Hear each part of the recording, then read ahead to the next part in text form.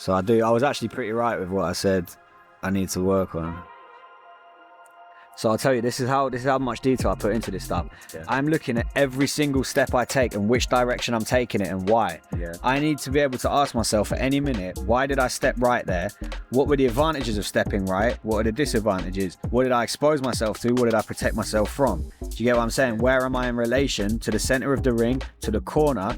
What opportunities am I giving my opponent? Am I aware of those opportunities that I'm giving my opponent in that moment, so that when he tries to take them, I've then got an answer for that? Have I got a counter? This will go through my head as a femur, as like a counter fighter, as a smart guy. I'm not just moving for the sake of it. I'm like, everything has to be calculated. So when I can see myself do something and I don't have an answer for it, I get annoyed at myself because I'm like, I was just being mindless, I was just being an idiot. And also there's another thing to bear in mind, which is, what level do you want to fight at? Like, it's one thing to have a good fight against a guy that, you know, that realistically you're going to beat him most times you fight him. What if this was Sam Court? What if this was Sam A? What if this was a serious kicker? So I noticed another thing is that in this, even at these ranges here, I would have been hit by like 4 good kicks by like a good kicker of his height as well. He had like 4 inches on me. He was tall. So a guy with long legs like him, who really knew how to use his range and had devastating kicks, well, that was Tawanchai or something, or Diesel Noy. Diesel Noy used to fight 61 kilos. What if this is if this is a serious kicker and I'm just there fucking moving around like into his switch kick and I'm getting blasted? Do you know what I'm saying? So I'm holding myself to the high standards. Like, when I fight at like a lot better levels, then I've got to be aware of this shit early on. So here it's alright though. Like, I'm at range. Like, I would have been safe from most kicks. I'm moving out of the way well. But also I don't have any kicks back. Like there, I'd want to be stepping in and blasting kicks. So I know most guys don't have good fight IQ, but I know that if I was fighting a guy on my level fight IQ, he would have sussed very quickly I don't have kicks. He would have sussed very quickly my whole game plan is going to be hands only. So if I was fighting a high level guy, high level IQ and a lot of experience, because of my movement and where I was standing in relation to him, and the fact that I wasn't throwing kicks at kicking range and that I was active with my hands up here and he could see me like sort of moving my shoulders like a boxer, he would have been like, all right, this guy's got hands only. And so in the first 10 seconds, I basically given my game plan away against an elite guy. Do you get what I'm saying? So that's the criticism I put on myself here. But equally, what am I going to do? It's my first fight back. I haven't trained a long time. My body's not working fully. Like, I can't be too harsh on myself. Like, but these are just objectively the observations that I'm making. Nice nimble movement though. So all of it, by the way, I'll make this point now so I don't have to keep making it. The in and out movement, I dodged so many of his attacks really well, which would have been frustrating for him and draining for him. So I'm trying to piss him off. And not only is he getting hit by me, but he's constantly missing. So I'm creating like an imbalance in his nervous system of frustration where he's like, every time I throw something, which I've been drilling on the bag, I usually hit people with it. He's not there. What the fuck? That's going to stress him out. Do you get what I mean? So that adds a whole nother layer of effort he's got to work for. And to get that on a technical level, if you want to be able to fight like me, Sanchai is very similar as well. He's in and out. His footwork is so fucking rapid and it's a really beautiful style. Conor McGregor's another one. Like, that's why you can afford. Alex Pereira is also another one. Stephen Thompson's another one. Point is, you need to have strong, explosive feet. Where I get it from is actually football growing up. So speed, agility, quickness, SAQs it's called. They're called ladder drills. Russian boxing team uses it as well, like a lot of Eastern European boxers. It's where you like do the fast feet. Like if you're from America, you'll see like NFL players like doing the ladder drills, where you're like shuffling, dance moving, and you're stepping in and out and you're doing a samba and stuff like this. That's really good for this kind of footwork because you just get used to exploding in and out. It's really useful for this style of fighting, for counter fighting. Dimitri Bivol a boxer that uses it well. So that's what my whole style is based on, by the way. And that actually enables you to drop your hands because your feet just get you, your feet are your guard. Everyone's like, keep your hands up. But it's like, if you're not even there to get a hit, because by the time every time a strike comes, you're already out of range. Why do you need to keep your hands up as well? Do you get what I mean? So I think that's tip number 1, is your guard starts with your feet. It's not just keep your hands up, it's keep your feet quick and strong. That's worth more than keeping just your hands up. But I got so shook there. I was like, if I kick him and he checks it, it's gonna well hurt. Because I just faked it and went on the inside. Another sick bit of advice, bro. I could make a whole fucking TED talk out of this. This is a really good bit of advice though. That inside low kick, where I said I got scared he was gonna check it. There, here. See, that in and out movement's nice. I have got good footwork. No, I've got good footwork. It's almost like I should make a course on it. Yeah. Oh, wait. Oh, hold on. I swear there is one. Yeah, so here, that's sick, by the way. My footwork course is the best one of all time. Get it if you want to move good in fighting. Here, so look, that faked it inside. Okay, so I faked it. to just get his reaction, I can see he's going to check my kick if I don't set it up. So he wants to go kick for kick, low kick with no setup. I can see he could see my low. I just want to see if he was shit. If he wasn't that good, then he would have just took the. If he was really shit, he would have just let me kick him like that. I can see he was going to check it. Here's the thing though, a good check, like I talked about yesterday, you have to meet the angle of the kick head on. In striking and in fighting and in life, every door that shuts, another one opens. So every action has a reaction. For him to be able to check an outside low kick, he's got to move his thigh this way. Do you get what I'm saying? What does that expose him to? An inside low kick. You know what I'm saying? So him shutting down my outside, it opens up my inside, which is exactly what I picked up on. And straight away, look. So his shin is rotated out, which would have really hurt my leg if I had been dumb enough to kick him. But I notice it, and in a split second, I think, right, he's exposed his inside leg. Boom. There you go, take that one. And that not only stings him, but then it makes him go, F***. Every time I go to block his outside, every time I go to protect the outside of my leg, the inside of my leg hurts because he caught me that. So next time he's going to be thinking, so this is how fast my mind works, isn't it? How it's like chess.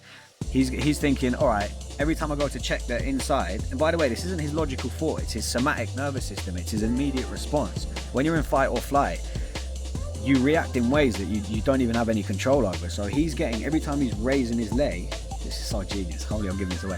This is fucking genius actually. So as he goes to check the outside low kick, he's getting pain on the inside of his leg because of my genius, because I'm kicking him I'm using the outside to set up the inside. What does that mean? That means he's not going to check the outside as much anymore, right?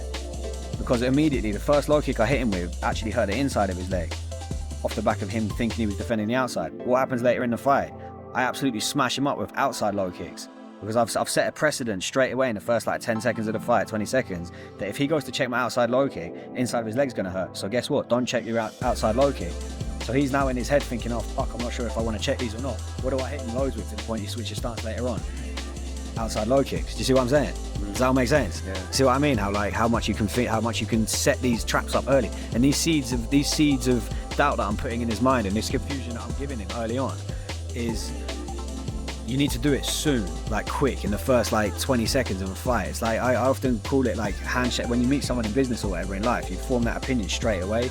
It's the same with your first jab, your first teep, your first strike. Like it has to set a precedent. Your first combination, the first thing you do to them, you want to basically, in my opinion, a good fighter will eliminate the will of the other guy to fight them.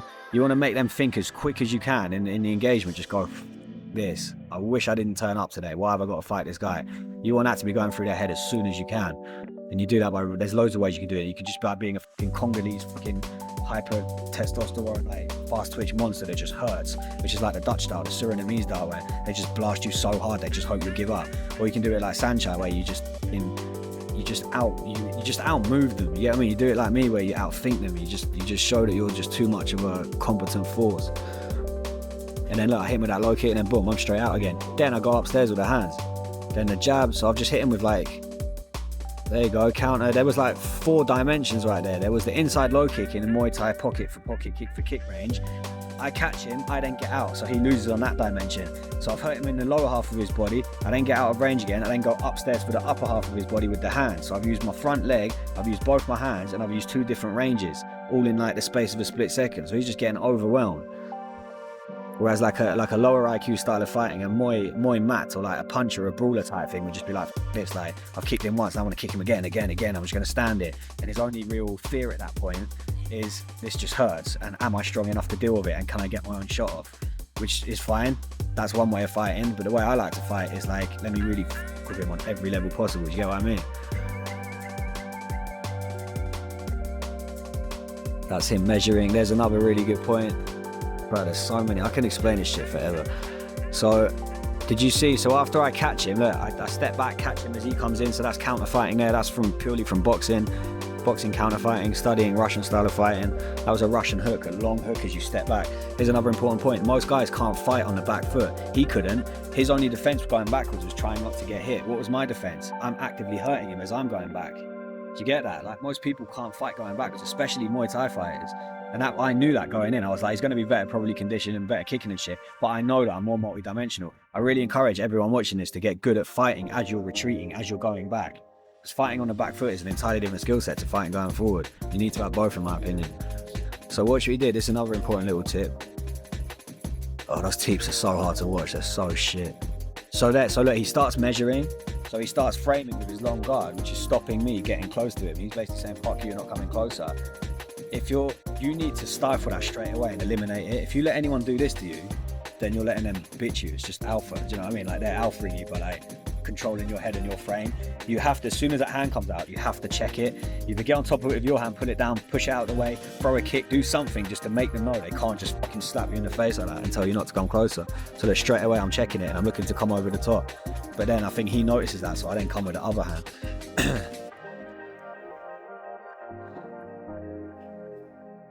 Man, these step backs are sick, you know. That's a cheeky little kid.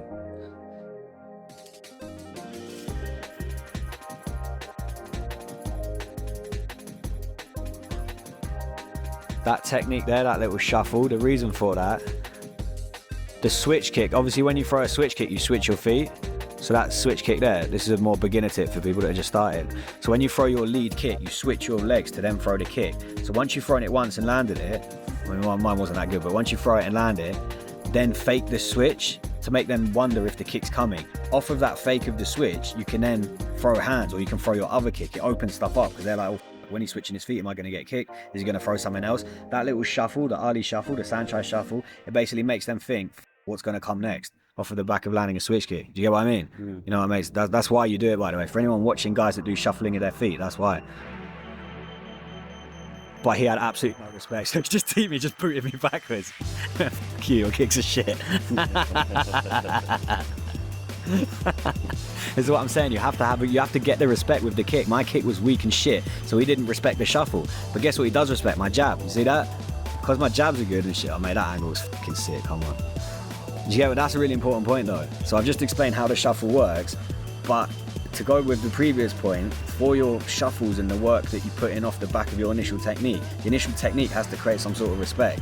If it doesn't, they're not going to respect it, and you're going to get nothing off the back. You're going to get nothing off the back of it, and you just look like a twat. So when you've got like a really good jab and you fake that jab, you're going to get a reaction, which is what opens up for the hook and opens up for other punches. If you've got a shit jab, you're going to fake the shit jab, people don't care. So now you just look like a spastic. You think you're faking, but you're not. You're just moving like a twat. It's the same with kicks. Unless you have a really good teep, a really good switch kick, any shuffles and stuff you do, any kind of feints or whatever, you're just going to look like an idiot because you're not going to get a reaction because they don't need to react because they don't respect it in the first place. So when you throw something, really you mean to throw it generally. Unless there's a specific reason to not throw it hard. So do you want a little secret? This is a really good little secret here. There's a reason that I keep my backhand a little bit low sometimes when I'm in that pocket range. And this is debatable, like high level guys might say you're a fucking idiot, that makes no sense, but I just find this works for me so far. Maybe I'll fuck around and get really found out.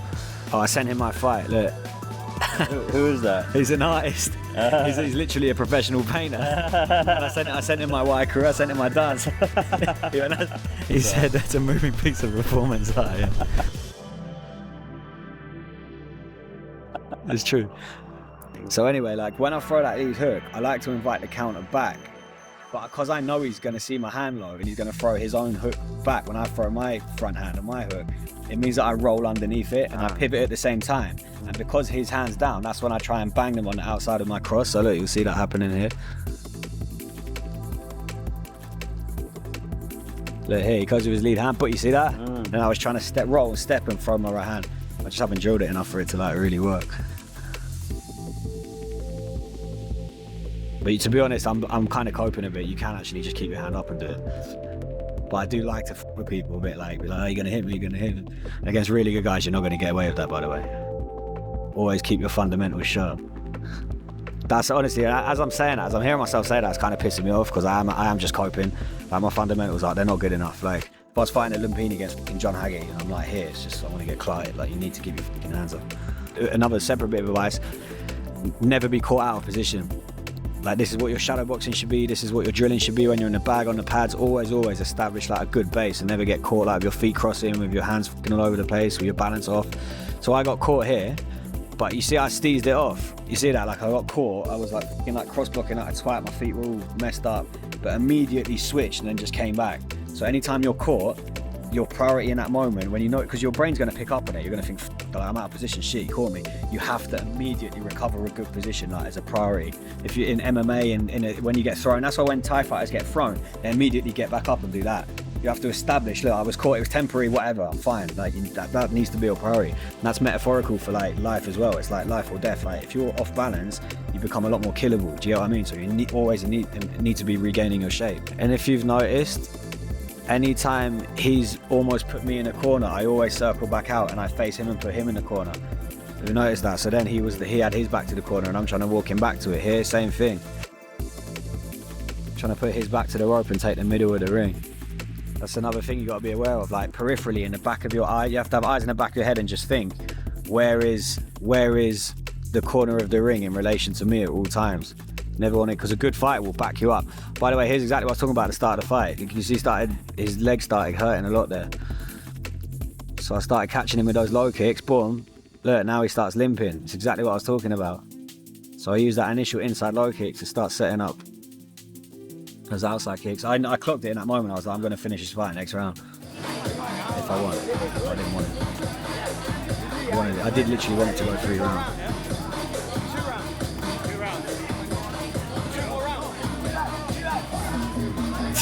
I literally asked that question about 5 times that week to him, and then 5 times on the same night. I just knew he was lying. I knew it. I fucking knew it was 5 rounds.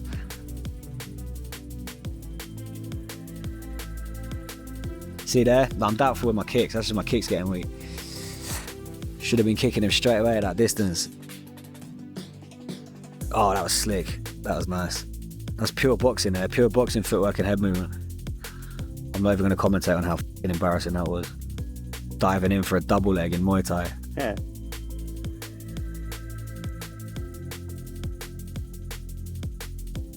Oh, come on, Tyson, let's go. Woo! Nice exchange. That was a nice exchange. What did I even do there?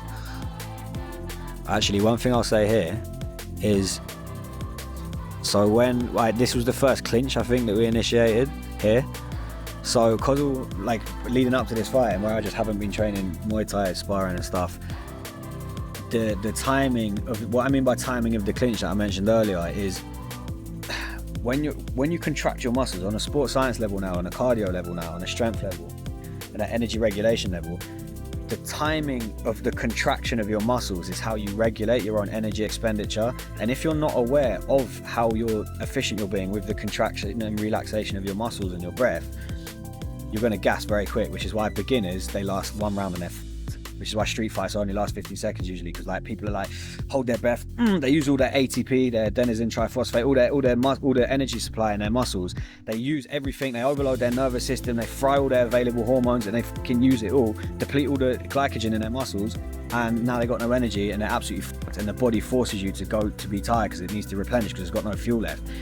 And then if you keep working through that, because you're in a fight and you haven't regulated, but you're not allowed to leave, you then build up lactate acid, which is where you start burning and you start getting heavy, because your body needs to keep moving. You're not allowing it to rest, but then you're using your anaerobic system, your lactate system. So what I mean in terms of the clinch is, this is where boxing and Muay Thai are so different. When you clinch in boxing, you know that you can afford to relax. You can take a breath and your nervous system will just go, couple of seconds, and then the ref's going to reset, and then I'm back on again. In Muay Thai, you can't do that because you're going to keep getting hit. There's no stopping. So I wasn't used to that. So I'm like grabbing him, going, I can rest. Oh no, I can't, because I'm getting banged in the ribs and with knees, and I can feel an elbow coming over the top, and he's being really tense, and the ref's not stopping it. So it's like my body and my brain was shocking, going, come on, get your shit together. And it's like, what I thought was a rest, it's like, quickly get back to it. Do you know what I mean? Imagine you're like trying to take a nap and someone keeps like coming and waking you up. It's like you're gonna feel on edge, you're gonna get depleted.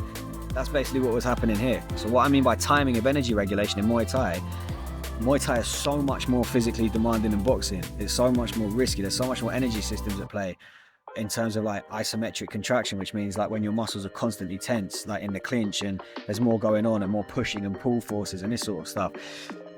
So much more multi-dimensional.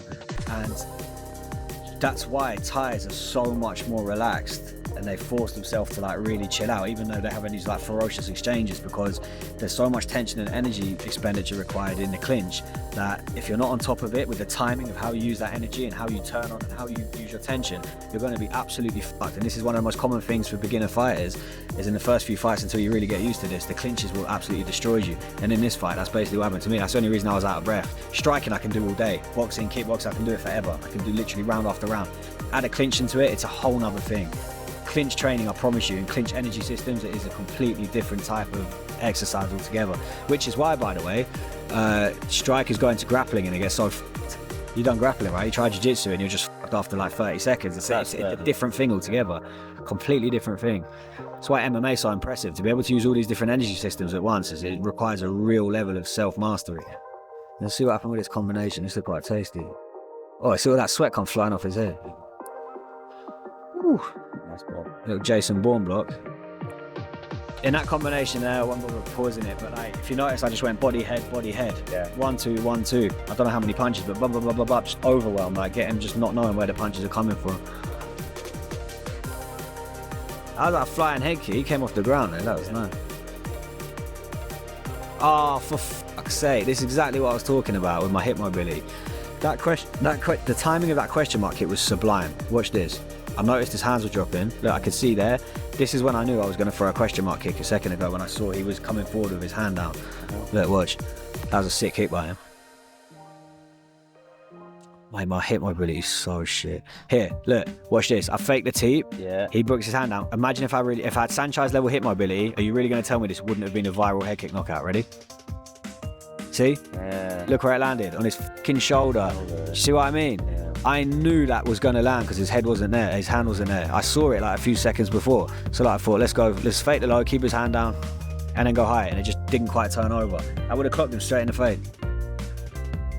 Wait, catch and wobble. Another little bit of advice right there for anyone. This is pretty beginner stuff, but very important. Which is, no matter how tired you are, no matter what stage of a fight, anytime you catch a leg of your opponent, I'm so pissed off about that question mark. Anytime you catch a leg, immediately throw something back. Like immediately, look. I don't even waste a second. 2 reasons for that. One, when you catch their leg, their weight is going into you, so there's a collision happening. If you can land something as you catch the leg, you've got their momentum plus yours, so it's going to be just as powerful. So look here, I didn't really throw much into it, but because he was coming into me, it really wobbled him. And 2, it lets them know, anytime you try and hurt me, motherfucker, it's going to hurt you way much more. That's why you always throw something back when you catch a leg. Even if it's not a punch, make sure you throw the leg. Make sure you try and throw a sweep. Like, make them pay the price for trying to attack you, always.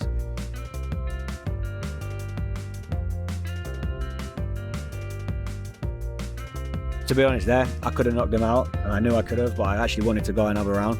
I genuinely did. At this point, I wanted the time. If I was really going to knock him out, I would have just walked forward and just elbowed him. That's quite nice, that triple hook. So I mentioned that in the shadow boxing course with the triple hook. The ability, that's actually a really good point there, is your ability as a boxer to control your shoulder independently of the rest of your body. Is something that not many people really talk about, although you see it at high level pros, but everyone always says to me when they're beginners, they're like, I move like a spaz and I want to look professional.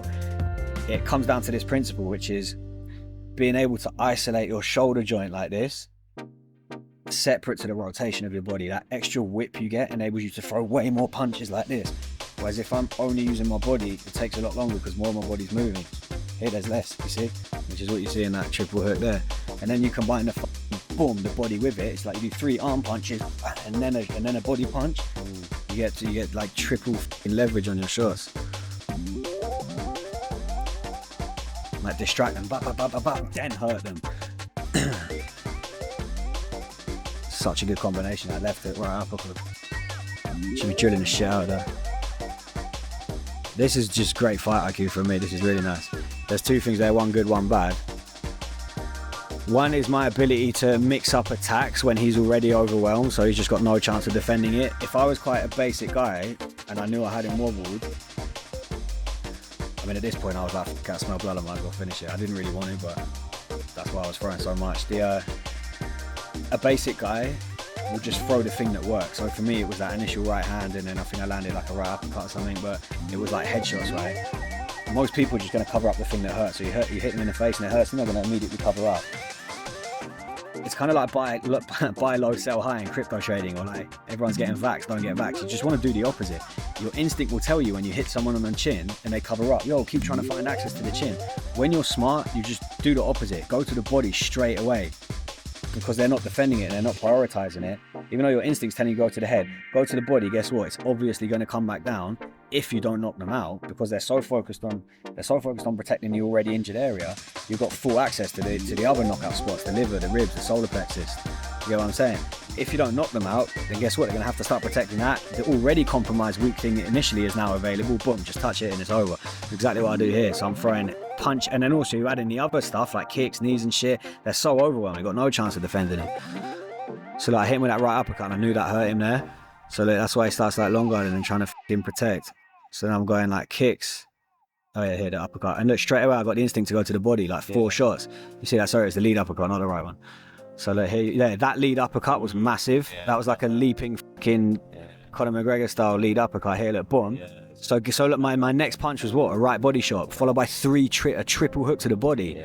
That is the level of like instinct you need to have. Like I didn't just notice that and go, okay, let me just carry on trying to hit him in the head because that worked. No, it's like, great, that worked. Now let's go to the body. Straight away got to have that instinct. The bad thing is my right hand, look how low that is. If he was a bit tougher and resilient, like a good boxer that's used to taking shots and cracking back when they know someone's going to come forward to them, like I could have check hooked there really hard. So I'm quite lucky that there my right hand's way too low. Just shutting up there. Yeah, exactly. That was genius. I did a switch hook. So I just done, mate, this is fucking amazing. I'm actually sick. My fight IQ's a different level, I'm telling you. So look, so if you notice, I just been hitting him with like loads of lead hand there, lead uppercut, like body shots to the hook. So what I do, switch the feet and then go lead hook with the other side now. See? Switch the foot and go for the right hand. Why? Because look what he was blocking. See that? He was blocking that lead because he's been cracked loads of times with the lead hand. He's now very aware of it. So I switched, and I know his front hand, he's already showed me it's been down. Look, open that one up. Unfortunately, my range wasn't, I just missed with the range. I think I got the back of his head instead of the chin. But that was genius. So he comes into the clinch, and I think, all right, he's going to clinch, boom, instinct, sweep. Steezy, mate, pat on the back from me there. Another one. I need to send this to Seb, my mechanics guy, look. You see that? Look, watch this. Fake that. Drops it. So low. Do you understand how annoying this is to watch, knowing that I could have got a viral head kick knockout if only my fucking hip mobility was a bit better? Look at that. Look, pause that there. Pause that, like hitting him on the top of the shoulder. That's so long. Oh, bruv. That is so annoying. And this is another good example, right? You can have a fight instinct like me. You can have the experience that I've got. You can have good power and shit. Like, you can understand technique and all these complicated stuff. If your body doesn't move exactly as you need it to move to implement the fight IQ, you need to have an incomplete machine. It's like having an Apple MacBook with all the best software in the world. Like, you've got all the best computer programming and apps and stuff, and you've got all the best shit, but you haven't got the right graphics card. So you can't even, like, you get what I mean? You haven't got the right processor or whatever, so I can't even use it. It's the same thing with this. You need your mobility to be on point. This is something I spoke to Conor McGregor about when I trained in Dublin in 2014. I spoke to him for like 30 minutes about how it's so insane to him. He was saying this to me and I was like, yeah, fully. How most people just don't work on their flexibility enough and their movement and their ability to just control their body exactly as they need it to go. If you can use your hands if you can use your feet like hands, do you realise what an advantage that is? It's crazy. That's so annoying to see that kick just be like 6 inches too short. That was a sick technique. Superman jab into a low kick. It works every time. And then you often get knocked out as a result. So there is that. That there, another really good teaching point. By the way, this combination, this little Superman jab into the low kick, boom. I'll make a tutorial on that. That's easy. I'll do a little reel. Look, this here. So but another good, right. So there's 2 good points here. One is when you throw a teep, fucking mean it. If you throw your leg out lazily, you deserve to get swept and knocked out, which is exactly what I got there. And it's so annoying watching myself make this mistake because I teach this exact thing to people. When you throw a teep, fucking teep with intention. When you throw a jab with intention, your teep has to knock them back and off balance them. Otherwise, why are you throwing it? You're going to get your leg caught and you're going to be in danger, which exactly happened to me. I threw a weak, lazy, gay fucking LGBT teep. And look what happened. My head got snapped back and I got knocked down. I'm lucky that I didn't get ruled a knockdown, to be honest. Here's the thing though, when you do get hurt and the guy, so the whole crowd, he got some momentum, he started getting brave, his corner got brave, like the crowd started loving it. I'm aware in that moment, all right, this guy thinks he's getting some momentum. Fuck that, no way am I going to let this guy come back at me. Like, I need to show him straight away that I'm not hurt, and even if I am hurt, I'm dangerous when I'm hurt. Don't f with me. Do you get what I mean? It's like an animal, like people know not to corner snakes or whatever, or dogs, like it's for this reason. So I just came back as soon as I could with something, like 3-piece right there. That was like a 6-piece combo, bro. It was like an 8-punch combination straight away, and I knock him down. You know what I mean? So I literally just knocked him down after he knocked me down. Like, you have to come with that type of tenacity. That's a principle that, shout out Ben saying to this actually. He says when you get hit once, he has to be hit 3 times. So he hit me once, knocked me down. I hit him like 8 times and knocked him down. It has to be in that ratio. If you want to hit me one time, I'm going to hit you way more times. I'll make it way worse for you. You don't ever think you're on my level. That's the energy you need to be giving them. And another point is when you do knock them down, depending if you want to be a fucking, basically a meme, or you want to be a competent professional, ideally both. Don't throw a spinning hook kick and get kicked in your eye when you miss it. Take advantage and actually finish the fight. That's just hit mobility again. I have enjoyed spinning hook kicks, but I do have a good one when I actually train. Right, so here's what I was talking about. So when you're tired, I was legitimately surprised how tired I was here because of the clinch. It gassed me. So what do? The more tired I get, the stronger I get. So I tell all my students, when you get tired, you get stronger. That's a fucking Special Force Royal Marines thing. The more tired we get, the stronger we get. So I'm putting my hands up, I'm feeling myself gassing. I feel that lactic acid that I talked about kicking in. That makes me better. That's a problem for this guy. It shouldn't have made me so tired. Now he's These are the kind of mindset tips you want. And by the way, I apply that to life. It's like when I had kidney failure, when I've been through the crazy shit in life I have, I'm like, yeah, great. It's called kintsugi in Japanese. When a vase breaks, great, it's broken. We now get to fill it in with gold and make it even more beautiful. Do you get what I'm saying? It's these principles. And if you notice, I popped that jab straight away and made him respect it. So I need to buy myself some time with distance. It's like I was tired. I didn't want him to come and rush me. I was like, fuck you, get away. If you come any closer, I want to hurt you. See that guard, that's how you know I'm tired, because my guard's too wide. The guard should be here. So I'm looking at that like, what am I fucking doing? Like a good guy would have just fucking blasted me with a straight right hand there. Again, fucking knocked out that head kick, man, really. Woo, nice. Oh, I got kicked in the balls. That was a nice little sequence. But yeah, that guard here, big fucking amateur mistake there. And by the way, when you're tired, you're going to start seeing where your fundamentals are either loose or tight. The more tired you get, the more you rely on fundamentals, right? And if your fundamentals aren't dialed in fucking properly, if you watch really good boxers that are really simple, like Mexicans and shit, when they get tired, their guard gets nice and tight here. Look at me, who's pretty rusty in Muay Thai. I'm getting tired, I'm fucking going like this. Absolutely disgraceful for me. Boom, this is the way you should be recovering, always in there. Yeah. Hands in front of the face, not to the side.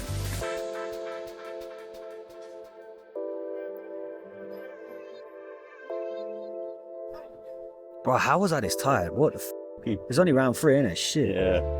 I would have got a second win though. There's another good teaching point right here is, so when you do get tired, here's another thing. Oh, I get tired in fights. Yeah, you're gonna get tired. It's a fucking high level competition. So, physical exertion. And this is why you need to be exhausted in your training camp. You need to know what it's like to where your limits truly are. When you do a 5K, so I advise everyone on the way to it, when you do a fight camp, and just in part of your training generally, try and get a sub 20 minute 5K. Okay. 5K is a really good test because they use all your energy systems like a fight does. They use your aerobic, your anaerobic, and your ATP. So, like, fucking join my. Is the ideal distance. Yeah, it is. And join my group if you want to know in more detail about the sports science of all this. But anyway, getting a sub 25K will really let you know like how your energy fluctuates during exertion. If you know you've only got 20 minutes, like you know you've only got 50 minutes for a fight, that's how much in your head you've got to like spread out the allocation of energy that you've got as a human being, right? So in this, it was like the end of we're going into round 3. I'm now starting to feel my first wave of fatigue. Guess what though? If I was a complete beginner, that would probably scare me. I'd be like, I knew I was tired, but also I was like, there's times in a 5K where you feel absolutely great. You're like, I could do this easily in under 20 minutes. Guess what? Like 11, 12 minutes starts hitting and you're like, oh shit, I am there's no way I can keep this like 15 km/h pace up. I'm finished. Guess what though? You just push through it. You will get a little resurgence. You get that second wave, and then you start finishing even harder. And like by the time you're finishing, you're going even faster than when you thought that you were about to stop. It's the same in a fight. So I just knew that if I push through this, then it's fine. I've got energy. I've done loads of 5Ks. Like me and Henry were like training hard in a week. I'm gonna be fine. Do you know what I'm saying? The initial wave of fatigue is often lying. Same when you go free diving and you think you need oxygen, but you don't. It's just your body trying to get you to stop exercising because it's not used to it. Because it's a self-preservation mechanism, and that's why you need to push yourself a lot in training so that your body gets used to the fact that, hey, guess what? We've been here, we can do it. It's not a problem. You create a somatic imprint. You create a good precedent for your body. Right, so anyway, last little point I'd say. Those low kicks going back are beautiful, really nice from me. Being able to kick on the back foot. So there he hit me pretty hard. He did actually wobble me, I remember. So again, I just make sure I come back with twice as many punches. You see that? He hit me hard, I'd switch to the outside straight away. My knees in the clinch are pretty good generally, the timing. So what I do, anytime I get a double collar tie, I just immediately throw it up as high as I can.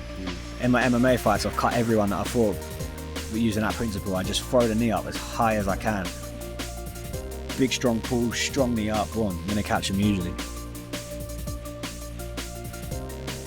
I can't wait till I get really good kicks again and fucking laugh at these, and then there's a finish. Laugh at these shoddy fucking taekwondo techniques.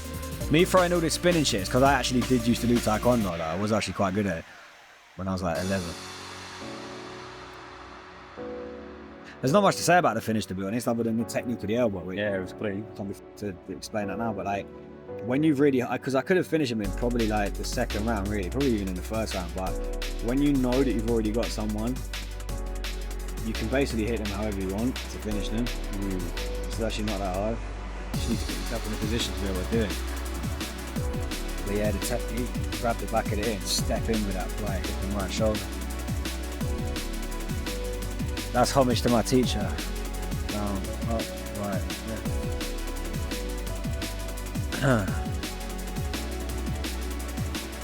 Yeah, basically, if anyone found that useful and they thought, wow, this guy knows what he's talking about, DM me in it and I'll give you some advice on your feedback on where you need to improve and where you're good and how you should formulate your own training.